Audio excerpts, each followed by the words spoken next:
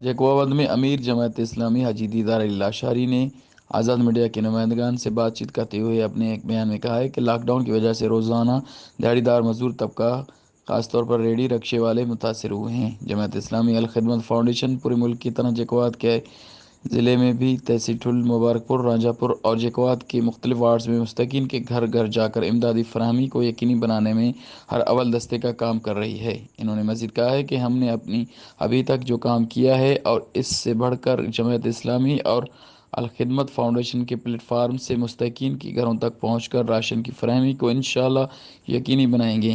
बिस्मिल्लाहिर्रहमानिर्रहीम। गुज़रल पिछले एक हफ़्ते से, बल्कि पिछले एक महीने से जो ये मुल्क में लॉकडाउन की सूरत हाल है, इसमें दिहाड़ीदार तबका नहायत ही मुतासर हुआ है। वो तबका कि जो रोज़ कमा कर रोज़ खाने वाला तबका, रक्शे वाला, रेडी वाला, और इसमें मज़दूर तबका, डेली वेजेस पर जो काम करने वाला जो तबका है, वो बहुत मुतासर हुआ है।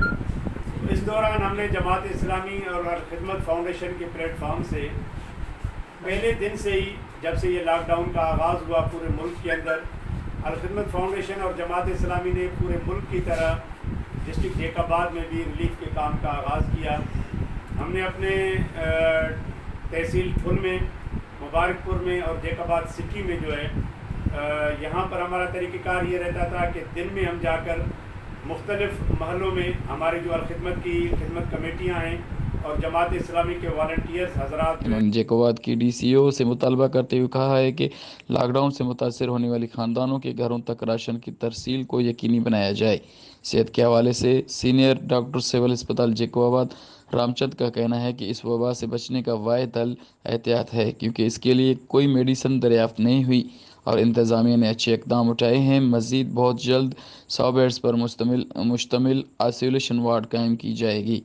Abdul Ghafoor Jatoi, Gabol media news, Jacobabad.